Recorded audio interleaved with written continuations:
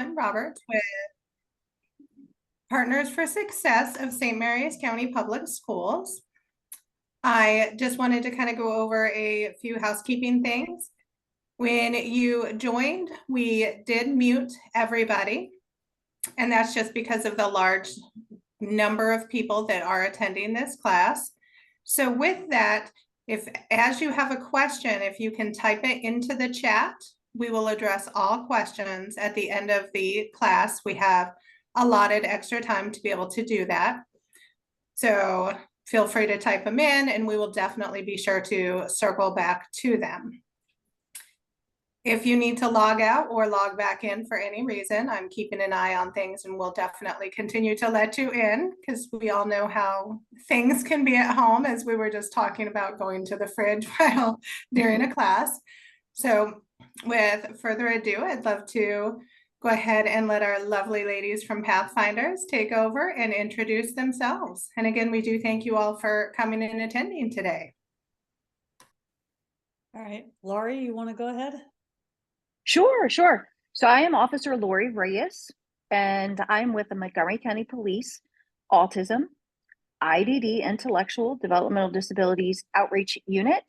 And Shelly, how about that? I'll just introduce myself and then we'll talk a little more about the programs. And we also have Officer Amy Stoughton on. She's also with our Montgomery County Police Autism IDD unit. So I'll do that, Shelly, and then I'll tell a little bit more about the program when you throw it back to me, right, Shelly? Oh, go ahead and okay. So our unit is I actually started it in 2004, and it was created because we were seeing more calls for what we now call critically at-risk missing persons calls, and that was in 2004. So it began with that, and that's probably half of our units makeup of our unit. But we also started to provide education and training, outreach, empowerment, follow-up, and response for all types of calls, to include wandering and elopement, but also calls and concerns from the mundane all the way up to the very serious. So our unit is very comprehensive, and we try to leave no stone unturned as it relates to any concern or question or incident that we have here in Montgomery County. There you go, Shelly. All right, and I'm Shelly McLaughlin with Pathfinders for Autism, and I'm one of the program directors. I manage our first responder training unit. So basically, I work with most of the police agencies in the state, and I have the incredible privilege of getting to work a lot with Laurie. So that's us. And Shelly, I think it goes without saying, we really utilize Pathfinders for Autism a lot when we feel like we can't provide, maybe the level of service that an individual needs or have a question answered. So it is really a great partnership. The two of us, contacting each other pretty much all day and night if we have a family that's in need. So it's a really great partnership. Yes. All right. Oh, now, of course, it doesn't want to go on the... That's okay. There's always, no worries. There you go, Shelly. There we go. I'm here to put your mind at ease, Shelly. We're going to see how many tech failures we can have today. Yeah. All right. So I want to start with this video, and this is something that there's a lot to unpack in the video here. So there's a lot of things I'm going to reference back to as we get to different sections of the presentation. This happened in Topeka, Kansas. An officer was called to a park for a fight, and this is what he found when he got there. Now the audio will kick in. And Laurie, will you let me know when you hear the audio, just so that I know that it's... Yeah, I'll give you a thumbs up. I'll let you know. Yeah, probably another 10 seconds. Our body cameras give it about 30 seconds of a delay. There you go. Good to go, Shelly.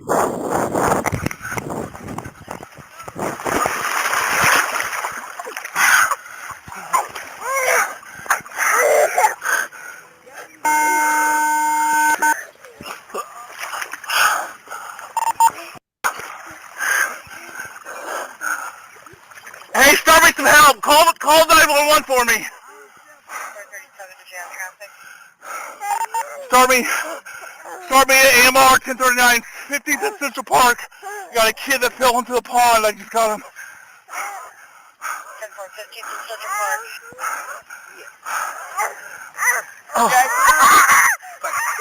Come on, man. I got a civilian that got him out. He fell in the pond, almost drowned. I just got him out. 11:30. Get him on the ground right now. I got AMR coming. You got your jacket? Take your jacket off for him, please. Okay, so again, the officer was called to this site for a fight. This little 4-year-old boy has autism. He had been missing for about an hour.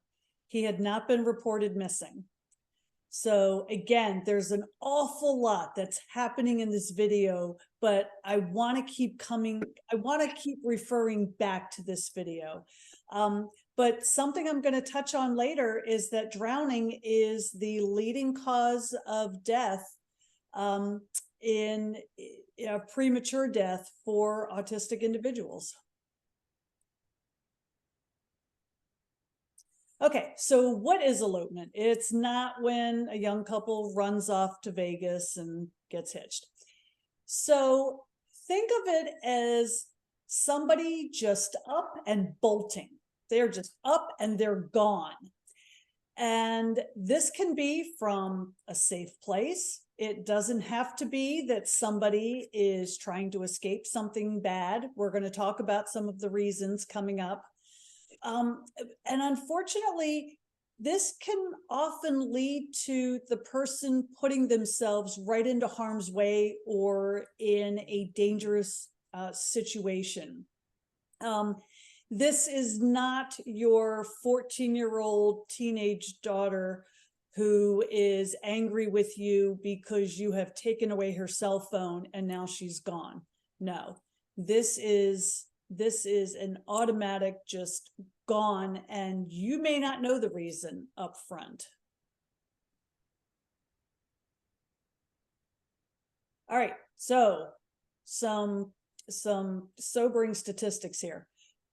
26.7% of children with an intellectual or developmental disability elope.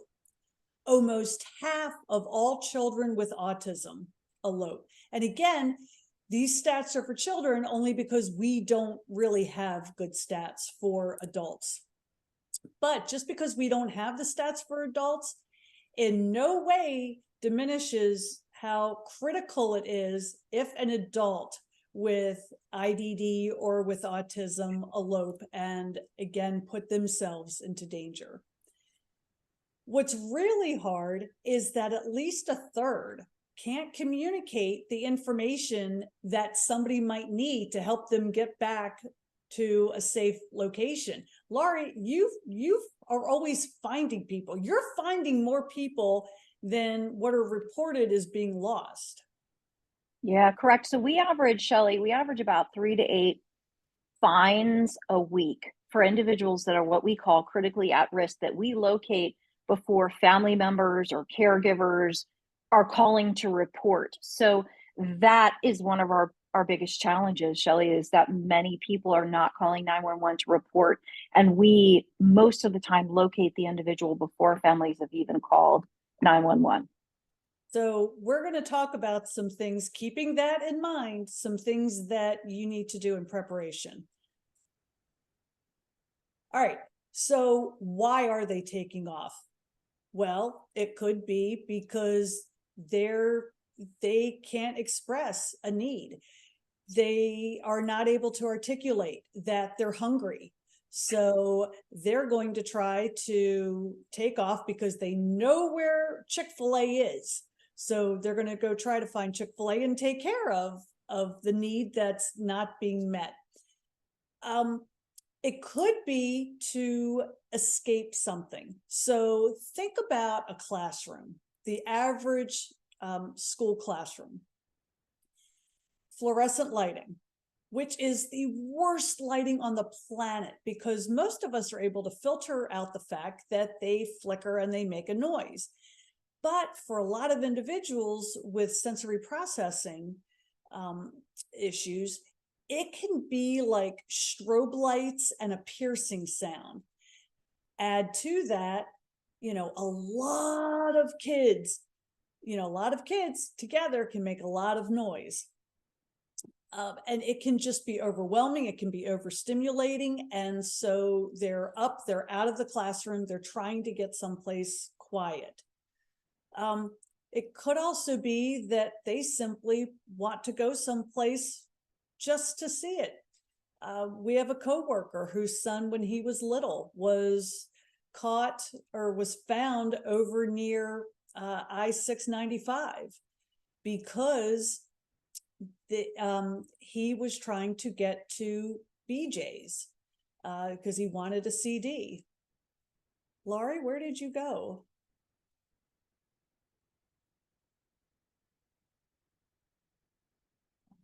We have just lost Laurie.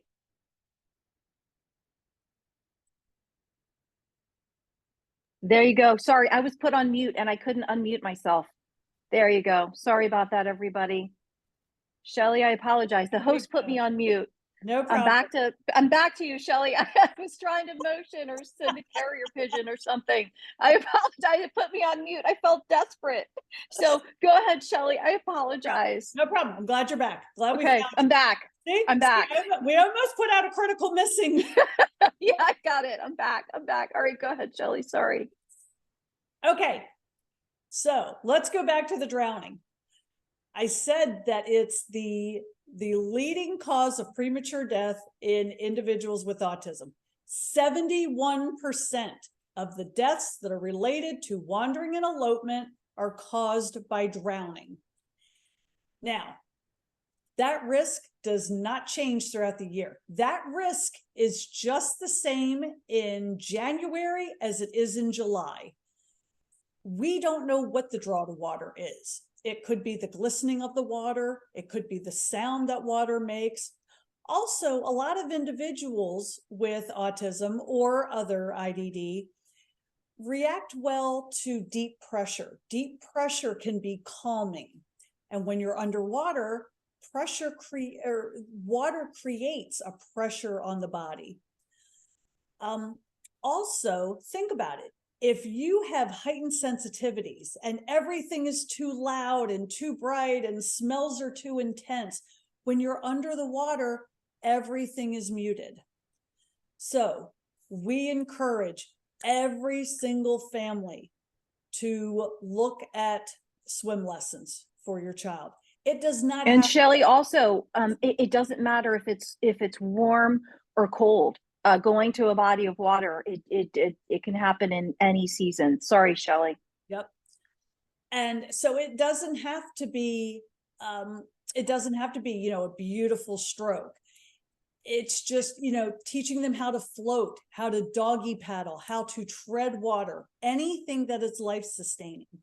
Now, in our online provider directory, which I have the link here on the screen, we do have a category for instructors who teach swim lessons to individuals with autism. So I encourage you. I know as a parent, I know that that's something that tends to fall back on the radar because it's not what you're just trying to survive with day to day. But this is critical. And the size of the body of water doesn't matter. Doesn't have to be the ocean, doesn't have to be the bay. Any size swimming pool, any creek or stream, or even small retaining pond. And typically retaining ponds will have fences around them. Our kids are ninjas. They will find a way through or over or under that fence.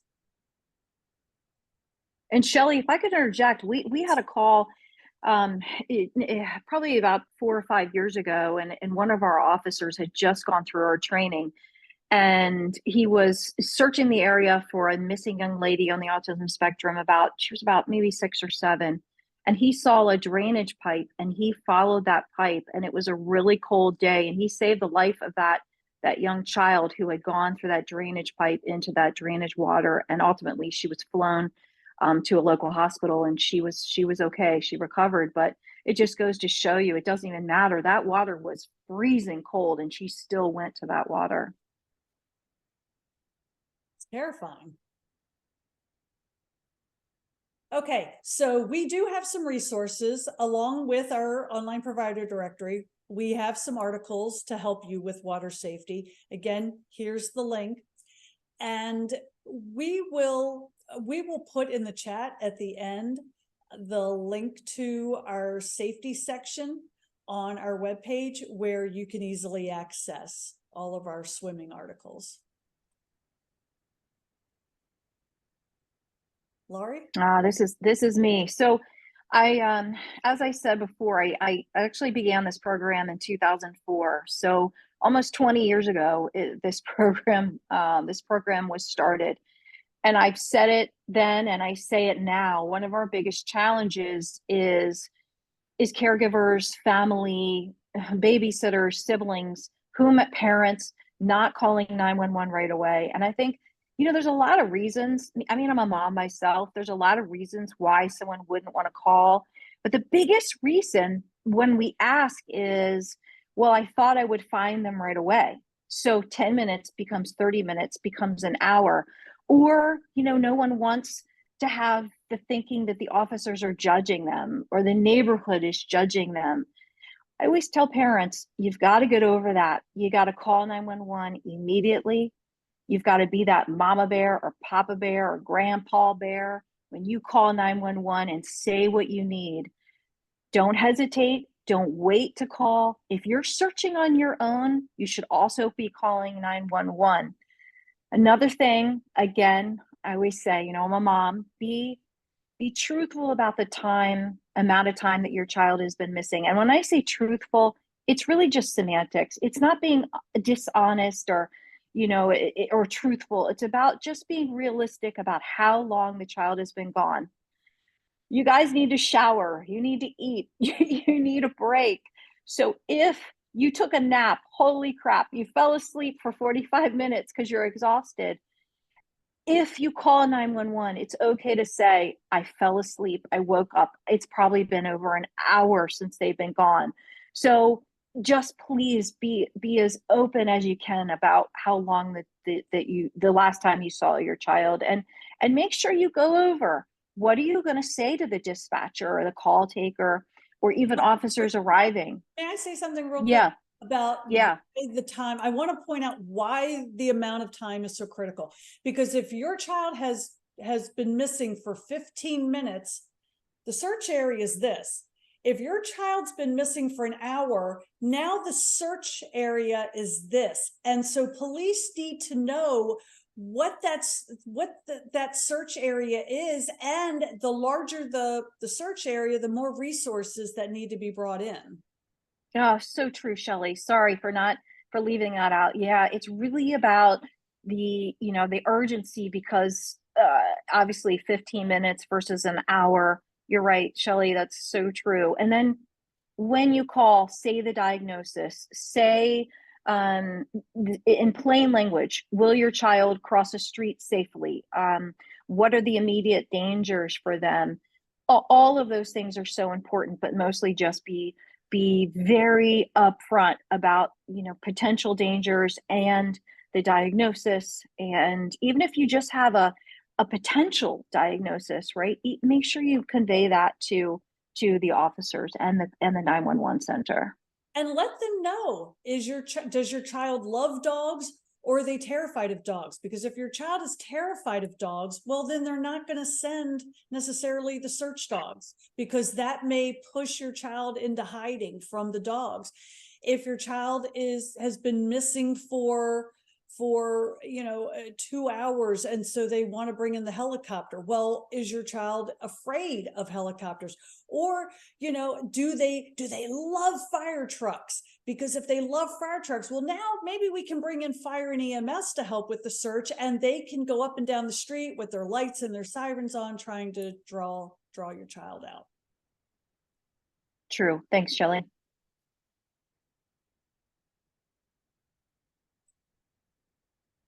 Is this me too? So we often talk about coming up with a script. When a script meaning, what are you going to say when your child is missing and you're in a panic? And so the script is basically something that you come up with your entire family, right? Grandparents and siblings. What do you need to say if you call 911? And being mentally prepared of taking a deep breath and not screaming into the phone and being in control when you're providing that information. And part of that, Pathfinders provides this kind of you can fill this out ahead of time. The most important thing is the idea of this script is not only just writing it out, but it also puts you in that mental mindset. If I need to call 911, how do I need my demeanor to be? I need to be calm. I need to be assertive. So this allows you to have information written ahead of time. Maybe you've got a current picture, and then make copies, right? Are you providing it to grandma and grandpa because they're babysitting, or the siblings?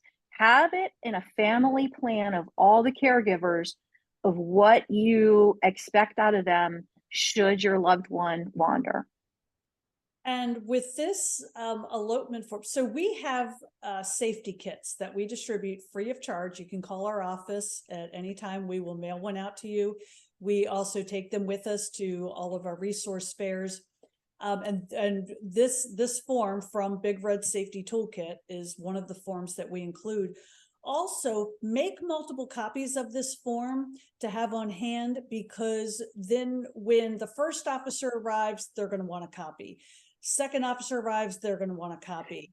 Supervisor may arrive on scene, they'll want one. If fire and EMS are called in. So have multiple copies available to distribute right away. And yeah, good idea. Fill this out long before you have a crisis.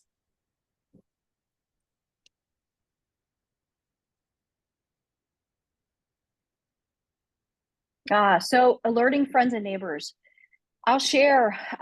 This summer we had an incident with a first-time eloper at 30 years old, a non-speaking individual on the autism spectrum. The mom had just something real quick. Oh yeah, yeah. Point out, you just said first-time eloper, 30 years old. Yep. There is someone can begin to elope at any age. It is not something that is just a phenomenon with young children. It can happen at any age. So just because your loved one has never eloped before does not mean that you shouldn't be prepared in case it does happen. So sorry, Laura. Yeah, good. No, good point, Shelley. So I share that because he was a non-speaking individual who has autism. And what occurred was he eloped from his house. He was with a caregiver, and ultimately he did remove his clothing. So what took place was that he ran probably about a half a mile away from his house and went into the home of a mom and her two children. So again, this is an extreme case, and I'll say that this had a really happy ending in the end, because the first officer that arrived on scene actually said, I think this is a non-speaking man who has autism. She recognized it immediately. It did my heart so good to hear that over the air. And she told the other officers. But here's why it's so important to let your neighbors know. From your little guys that might be, I call my little peanuts, that are like 3 and 4, all the way up to your adult child that's maybe on the spectrum. Because here, it's so important to let the neighbors know for many reasons. Number one, do they have pools and ponds and bodies of water in their yards? Will your child maybe go to their house because they have better snacks than you do? They have Funyuns and you don't, and that that child wants to go and check out their snacks.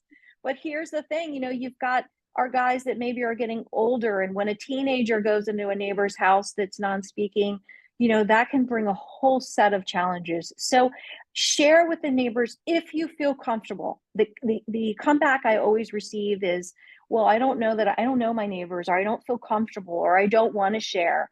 And that's true. I understand. Share where you feel comfortable, as little or as much information as you feel comfortable. But as we go through all of these suggestions today, know that not all of them are going to be for each of you. So take from them which one might work for you and which one would not, but know why it's important to let your neighbors know.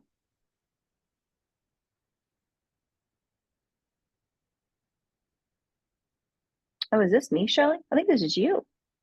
Is it? Yeah, I think so. So Sorry. something it's like our first time Yeah. Yeah. So you may have an individual that maybe they're a little older, and maybe they still need help with prompts about how to be safe, how to not walk, in front of a moving car. And it may be because they're typically distracted. Hunter, very clearly distracted here as he's walking in front of my car, which, by the way, this is all special effects. My car was not actually moving, for those who are worried. But, so, if you have somebody that you're still trying to teach these basic skills to, everybody nowadays either has in earbuds or headphones. There's nothing conspicuous about that. So you can give directions through Bluetooth for them to help give them those safety prompts. And then, make sure that this is something that you practice over and over and over again during calm times. Work this in wherever you can find opportunities. Even if you're out someplace and you're just walking across a parking lot, being able to practice that, so that if your loved one, your child, does go missing, so that they'll have some practice before they just run into the street. Now, of course, I understand that is not a guarantee that they won't do it. We're just looking for opportunities to try to minimize when we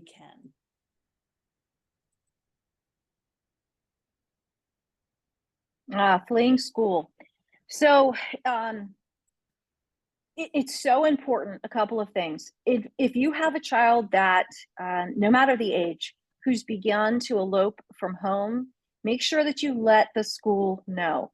One of the first things that myself and Officer Stoughton do when we have an elopement, that, let's say we find the individual and we're doing a follow-up, one of the first things we do is let the school know. Because and some parents will say, I don't want you to let the school know. And it's important for this reason, and this is how I articulate it. Once it's very common for us to have back-to-back elopements, meaning, just like I says, that you could have a child who elopes from home and then they get to school and they have another elopement at school. So be very honest and open with the likelihood of elopement at home and let the teachers know. As you're creating an IEP, think about making safety part of that plan, right? Make the idea of incorporating an identification bracelet, wearing an identification bracelet as part of an IEP. Obviously getting over those sensory challenges for some of us, but it's important to add that into an IEP if you can. For field trips, again, it is imperative, and I will say we have had some pretty significant episodes of elopement from schools. Here is the bottom line from Officer Reyes. You need to let the school know that if your child is missing, they need to call 911. It's not a decision that should be made by a principal. It is a decision that if your child is off school property, you are demanding that 911 is called immediately. So that's something to address with the school, and be emphatic that is what should happen should your child leave from school. Well, I know we have. Go ahead, Shelley. And on field trips, don't you say that whoever the last individual at that school was, that laid eyes on that child is who should. Oh, right, Shelley. And that's true, not even for only for field trips, but for all. So sometimes at schools, there could be that phone tree situation where they want the front desk or the principal to call 911. No, the person who last saw your child is the person who should be calling 911. It shouldn't go through the front desk, the principal, over a walkie-talkie. It should be that last person that saw him, the closest person with him. We all have cell phones. That is the person that should be calling 911 and relaying information related to your child. I know that, so I see here we have the ICD-9. I worked hard and did a lot of public testimony on getting the diagnostic code for wandering added. And basically the reason why I add that is because it allows for some funding for wandering safety tools. So that's one option. Another option is through LISS. I know Shelley will talk about that, LISS, through the state of Maryland. But there's definitely some ways to ensure, and we'll talk about this at home, but ensure coverage of wandering safety tools as, getting them covered through insurance or through other measures. And as far as informing all teachers, if you have a child that elopes, it's really not just all teachers. It's anybody who could have contact with that child in the school. So we're talking maintenance workers, the cleaning crew, the people who work in the cafeteria. You want as many sets of eyes on that child as you can have. Yeah, good point, Shelley. And that can be done through a true safety plan. And they would provide that, ask for that at your child's school. Visiting local police and fire precincts. We teach our officers and individuals and caregivers that if you have an opportunity, especially if some of our guys, when we talk about getting a road ID, like an ID bracelet, we always say, if you get over that challenge of sensory challenge, introduce your child to officers. If they're eating lunch, the officers are eating lunch, you just say, hey, real quick, I just wanted my child Sam to say hi and meet you all. It's so important, not only for your child, but for the officers too, to say, hey, this is Sam. We live over in the Kentlands, and I just want you to know Sam. And Sam may elope, and here's Sam. Here's what he looks like, and develop that, because chances are the officers that are there are eating where they work. They're eating in their beat, and it's good to make that introduction and let them know that your child has autism, and it's a good interaction. And also, if the officers are up for it, take a picture, right? And with your child and the officers, and that way you show the picture to your child and say, hey, these people will help you. And I know we're going to talk about social stories, but it's just a great way to build that introduction and interaction, as we call it. Shelley, do you go first here or do I go first? It does not matter. So real important, as we said in the beginning, one of our biggest challenges is that we locate a child. Let's say, for instance, in the last month or so, we've located a child on Shady Grove Road, which is a local road here, on Route 29, which is a pretty huge intersection. We've located our guys in really dangerous locations. So not only that, but then we have the child in our care, and officers will send a picture to me because we're trying to figure out where the child goes back to. We're lucky that we work with our school system. Our teachers answer their phones on weekends, and we're trying to identify, who this child is and where they belong. So I understand the sensory challenge of trying to keep a bracelet on, but what occurs is that we usually have the child in our care for sometimes an hour or more, sometimes 2 hours, where we're trying to figure out where the child goes back to. So identification tools can be something like a bracelet, or just a Sharpie written with a cell phone number in the back of clothing, something on a shoe. Usually our guys are not wearing shoes, but it doesn't mean that you can't have lots of layers of identifications. Another great thing is an autism IDD disclosure card. You know, that's good for some of our folks who have this, you know, that the independence to say, take a walk around the block. And maybe they're approached by an officer and they just hand a card that says, you know, I'm non-speaking, but I'm walking around the block. It's many different layers of identification. And with a state ID, there is no minimum age for a state ID. You can be any age when you get one. Now, of course, we realize too that many individuals would very quickly lose the ID if given to them, but that is an option. Laurie mentioned the Sharpie with writing on the clothes. You can also write a phone number, you know, on the child's forearm. And then if you take that liquid new skin and paint over it, it'll kind of seal it in to make it last longer. Yeah, especially like for a vacation, or, you know, parents have to be resourceful. So whatever it takes to keep our guys safe. Now, we do not endorse any products, but this, so one of my other co-trainers, Corporal Janelle Myers, this is actually her son, Glenn. He wears a shoe tag from ifineedhelp.org, and we have done multiple projects with If I Need Help. To be given a QR code is free of charge, and to be in their database is free of charge. And as the caregiver, you would enter whatever information you are comfortable with that could be shared if somebody were to scan that QR code.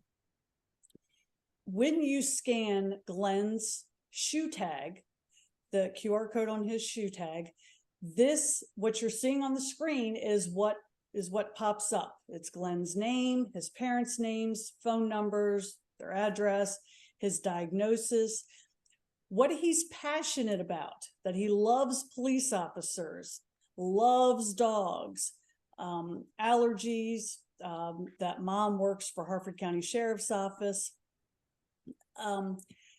So if you were to purchase from ifineedhelp.org, again, you don't pay to put in the information, you don't pay for the actual QR code, but you would just pay for each product. And they're pretty reasonably priced, like each shoe tag is like $15.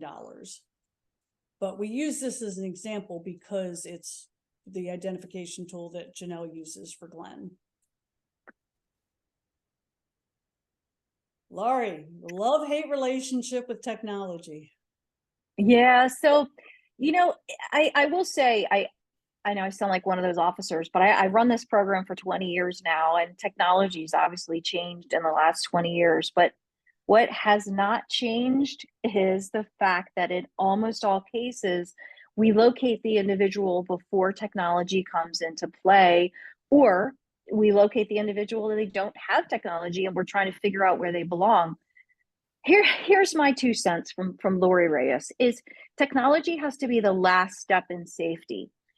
And when safety has to be in layers. So I do have a love-hate relationship with tracking, but it's gotten better, right? There's still some products out there that you know they're promising and that are good, but they're only as good as the accuracy of the GPS, or if they're charged, if they're on. And so with that being said, never ever rely only on technology if your loved one is missing, because it can track to an inaccurate location. You should, if your child is missing or your adult that you care about is missing, call 911. Also let them know you have the technology, but don't just rely on the technology all by itself. So, and then also really do your homework. I personally, we don't endorse any type of device, but you can do your homework and then know that there's ways to purchase them through things like lists, the lotteries, and different grants to get it. But please, please, please don't assume that having technology on your child gives you more peace of mind, make sure that you always call 911 in conjunction with the technology. And it's important thing then to do things to your home to try to prevent them from getting out. So it's doing all the preparation before you rely on the technology. Laura, you want to talk to some of the things you can do to the house? Yeah, so I think that the main thing for us is one of the things that's really important is, of course, like we said before, calling 911, letting your neighbors know. But even like some of the, I'm just using Ring as an example. There's tons of different door alarms that have cameras on them. That's a great option. The reason why I like some of those alarms is that you can have them text other people. So you could have a grandmother or grandfather that's also getting a text, so that, God forbid, at 2 a.m. you have an elopement and you sleep through it, somebody else might get a text. We can't endorse, some things we can't endorse because of fire hazard, but we understand it when we see, families that have cipher locks and key codes that are on the inside of the door. You can articulate, you're weighing the fire safety versus the elopement prevention, but just be mindful of the fire hazard. The other thing is you can apply for different grants to get fences and other things put up at your home. And something that I always point out to parents is that a lot of the home modifications that parents will do to try to keep their loved one in, such as all of the additional locking mechanisms, the bars on the windows, the bedroom doors that have where the doorknobs are reversed so that they lock on the outside. Understand too that police may question you on these things because these are also strategies used by human traffickers. So just to let you be aware, that you may be questioned on things that you don't understand. Well, again, a lot of these strategies mimic each other. Social stories. So this is, well, one, I always get to tell my story of my young lady who's in the picture on the left. And this young lady, it falls under the you can't make this stuff up story. She is a remarkable young lady who has autism. And on 2 separate occasions, get ready for it, on 2 separate occasions, this is honest to God true story, she stole a horse with only a dog leash, a flashlight, and like the bridle that it had on, took the horse down a major intersection in Montgomery County, back to her home the first time. The second time, she took the horse down a path, and an officer who is a remarkable officer himself couldn't believe his eyes when he saw her and the horse on a path in Montgomery County at 2 a.m. And the 2 best officers that could have ever responded, kept her calm, kept the horse calm. And I'm told this horse doesn't like people, clearly likes this young lady. So that's my story about this social story. But here's what we did. I decided that we were going to work with her on, one, getting her some horse lessons. She's doing fantastic. And then 2, I had her come do a visit at our Park Police Mounted Unit here in Montgomery County. And she got to see the horses, and we went over. I mean, obviously I'm smiling to you, but I had a bit of a stern face in talking to her about choices in not stealing horses and taking them. But here, now I'll get back to the social stories. And just so you know, the happy ending is she is doing fantastic. She's with Girls on the Run now. She's doing fantastic. And so social stories, why they matter. It's a great opportunity. You're taking a picture of a police officer with your child. It's a great opportunity to say, these are somebody that you can go to if you're lost. And I'll say really quickly that we also do provide a whole curriculum for individuals on the spectrum about how to interact with law enforcement. and myself and Officer Stoughton go into schools and we teach that to our autism IDD classes. So it works both ways. But anyway, the social stories are huge as a great way to set boundaries or say what you would like, your child to do should they should they have an elopement or any interaction, right, Shelley, pretty much? So a sample. Okay. Which, of course, then it would be best if you replaced all the pictures with pictures of your family, your home, but something like this. So, Laura, you like to do them for teaching that officers are the safe people that you go to. Yeah, I do. I like that, taking that picture, but I love this too. I love this social story as well. I think they're invaluable. I truly do. And Shelley, did you have some more to add on the social stories? I couldn't remember. Okay, so this is the link for all of our safety resources.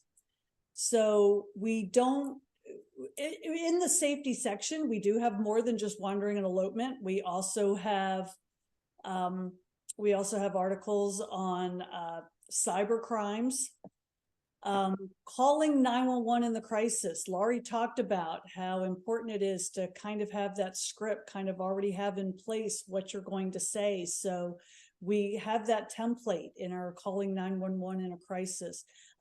What should you prepare the house for? Regarding fire and fire prevention, and what to have in place if EMS is called to the house. How to interact with police. It's important that we teach our loved ones about, where should your hands be when police are approaching you.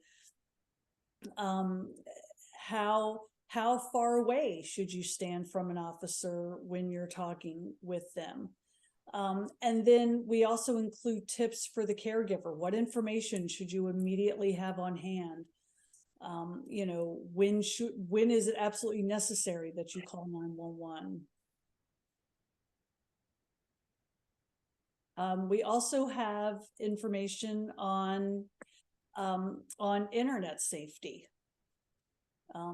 And everything that is in our safety kits that I mentioned that we mail out, everything in that kit is also available to download free from the webpage.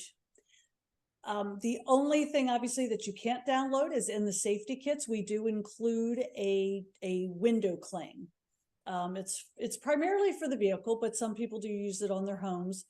That says, let's see, do I actually have a picture? I mean, not. No, I don't. Okay. That says occupant with autism may resist help, run away, and not respond. And so again, if you want to download everything from the website, we can mail you out just the window cling, but we're more than happy to mail out the safety kits.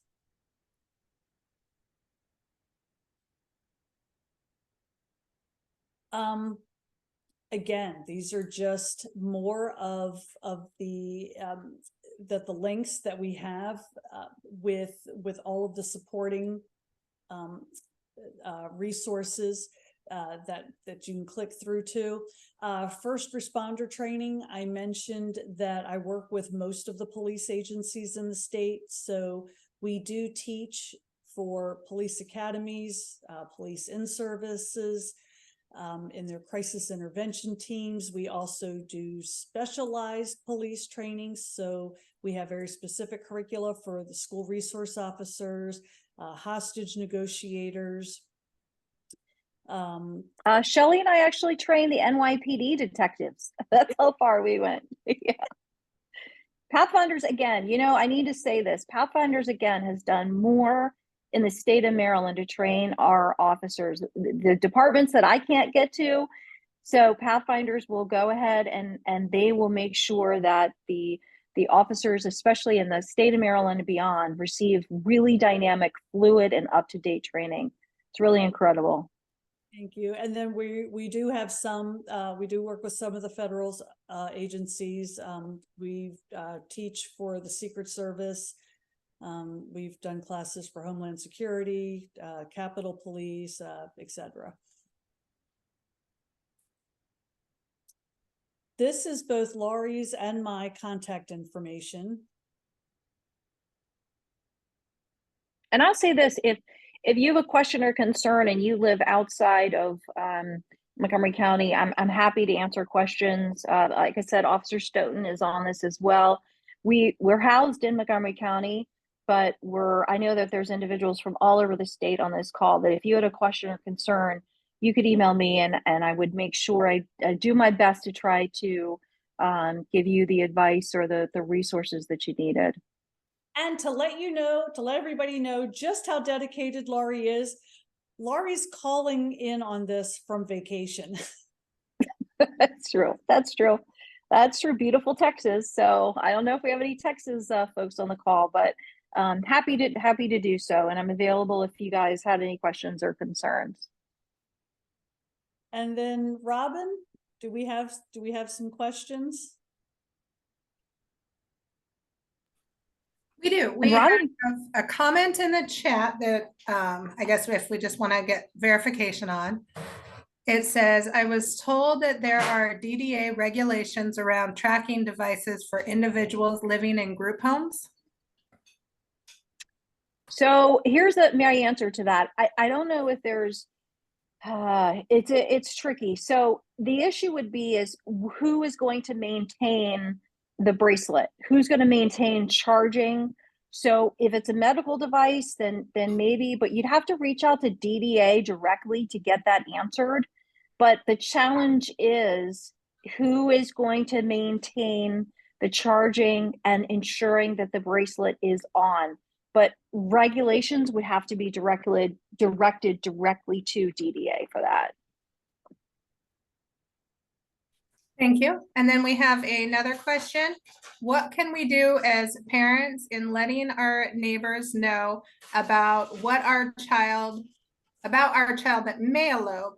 Do we have any tips or suggestions on what we should share with them without giving them too much information that then can exploit them? Well, I would say the letter that we have. Let's see if I can. Yeah.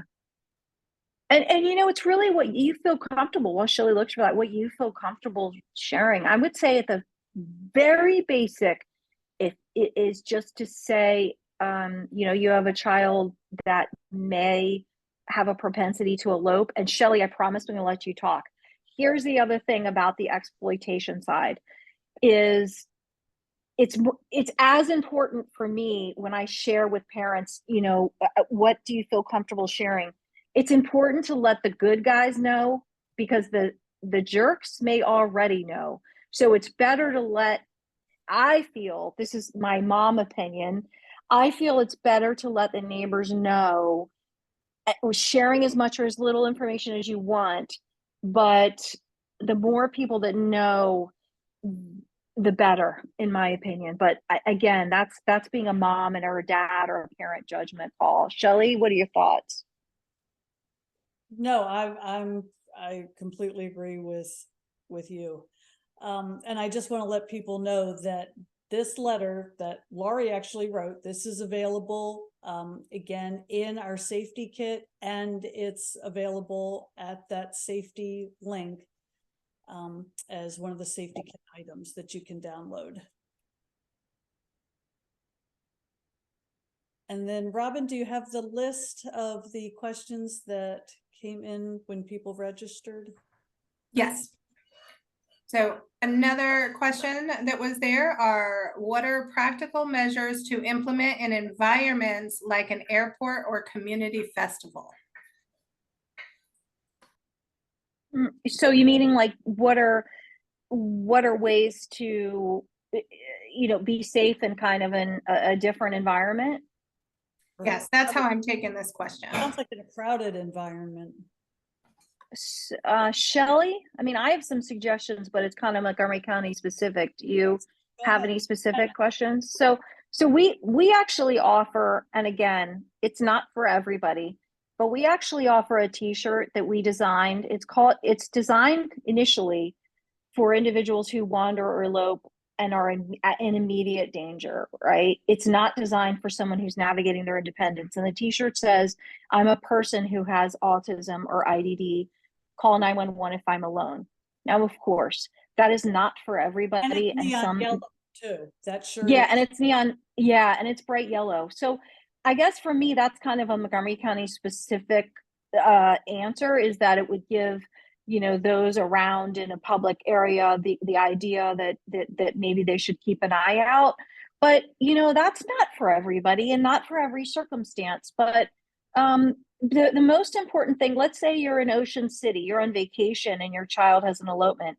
It's really about being mentally prepared in any situation of what you do if you lose your child, meaning have that mental mindset no matter where you are, of what information would you relay should your child be lost. And making sure that you have some type of identification on the child. Yeah, true. Okay, another question that we have is, how can we as parents get the local police departments to have a program related to elopement and wandering? So, you know, I have a big mouth, and I've tried, and I'll say this. So there's works in progress at a national level. Shelley and Officer Stoughton and I are working on a national level through the Department of Justice to make this to make more departments have the role that Officer Stoughton and I have, a true dedicated autism IDD unit coordinator. That's not possible in all departments. I would say utilize social media, right? Maybe ask the local agency, the local police department, if they have other officers that are parents of individuals on the autism spectrum. You know, start there, and maybe go to your local police department and say, you know, you don't need a lot of things. You can start just at a very basic level, getting information out through social media. But to answer that question, I would say start with determining, are there officers that are parents of individuals who are on the autism spectrum, and then reach out to your local county council people and whomever make the decisions about why you feel that it's important to have a department that is educated on wandering and elopement and autism IDD in general. And sometimes it also depends on the state that you're in. So for instance, in Maryland, there is a mandate for police classes on intellectual and developmental disabilities. If you're in a state that has a similar mandate, then it would be trying to approach, and again, your best advocate is what Laurie said, if you can find an officer who has a child with autism or another IDD, to talk to the state's police training commission about making sure that one of the objectives that needs to be required covers wandering and elopement and search and rescue for critical missing. All right, another question that we have is, what can school providers do and or use to stop eloping from happening at school? So most, and I'll say, I know Shelley will chime in, most jurisdictions are going to have probably basic measures in use, but it's really up to you as a parent to be an advocate and say what the classroom needs, and don't just rely upon the school to decide what they need. You're going to need to have an advocate, for someone on your side that's saying, okay, this classroom is going to need XYZ. And then the biggest thing I can stress from experience is making sure that you have the word of the principal, that if your child is missing, the principal's not making the decision to call 911. The person who last saw them is calling 911, and they're not waiting. Right. And our PFA tip, wandering and elopement at school, that I'm showing now on the screen, that actually does have a sample plan in it that you can use as a template for your child's IEP. All right, and another question that we have is how to teach the difference of walking on the sidewalk being safe or walking on the roads being not safe. We live in an apartment and the parking lot is dangerous. Shelley? I was going to let you.